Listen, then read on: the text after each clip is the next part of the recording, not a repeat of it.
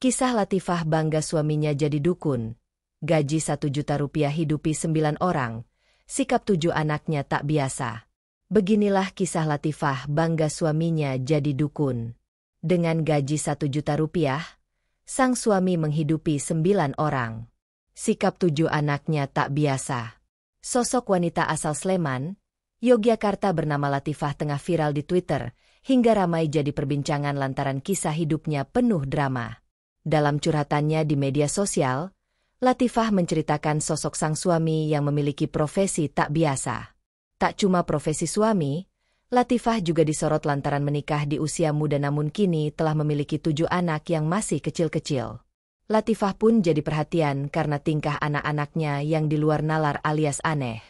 Sosok dan kisah hidup Latifah belakangan disorot selebgram, pengacara hingga Latifah diburu netizen karena disebut-sebut butuh pertolongan. Awalnya, Latifah viral karena menceritakan profesi suaminya yang mampu menafkahi 7 anak dengan gaji 1 juta rupiah.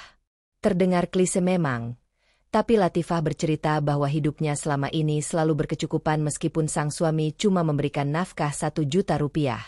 Jujur aja pemasukan suamiku tuh sebulannya gak seberapa. Dia menghidupi 7 anak dan 1 istri. Tapi alhamdulillah kita nggak kekurangan sama sekali.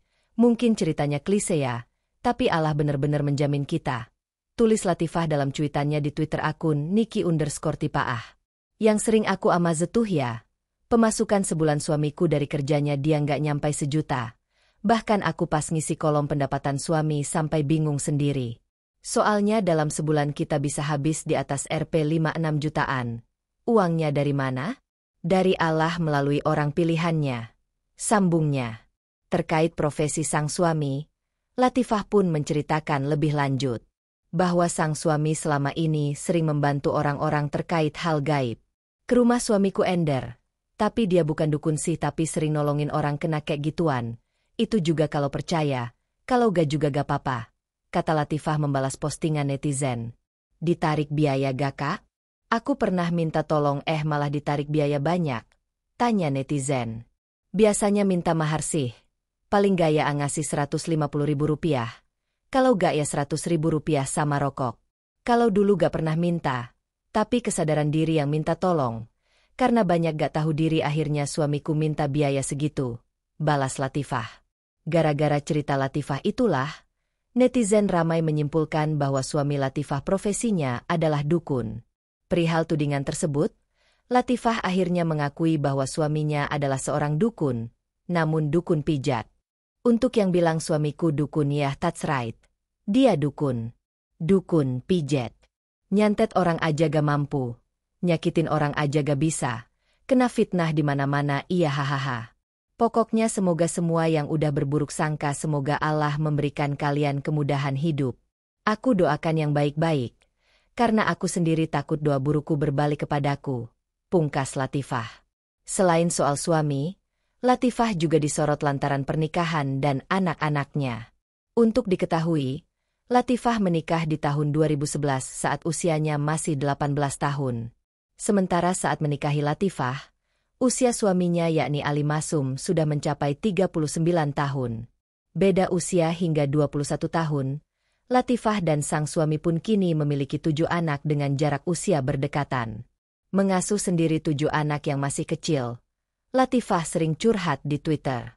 Termasuk membagikan momen saat anak-anaknya bertingkah tak biasa. Dalam postingannya beberapa bulan lalu, Latifah merekam momen saat anak-anaknya memanjat lemari dan bergelantungan di besi penyangga televisi.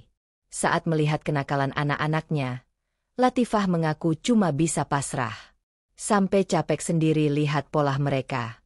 Gak bisa diam sama sekali. Aku sih diam aja. Suamiku yang rempong kalau lihat mereka aneh-aneh, ujar Latifah. Tak cuma itu, Latifah menceritakan tingkah paling aneh anak-anaknya. Yakni anak-anak Latifah sering merusak kasur hingga tak lagi berbentuk. Bahkan anak-anak Latifah juga sering mencoret-coret tembok menggunakan kotoran manusia. Tingkah aneh anak-anak Latifah itu sontak dikaitkan dengan kebiasaannya. Diungkap Latifah, ia sering mengajak anak-anaknya bermain di kuburan. Proyek terbaru kemarin baru banget. Anak-anak, ngancurin kasur busa yang belum ada setahun kebeli. Gambar tembok juga sih. Gambarnya gak tanggung-tanggung. Gak pakai cat air, krayon, pensil, ballpoint, tapi gambarnya pakai kotoran manusia. Kreatif sekali kan? Akui Latifah.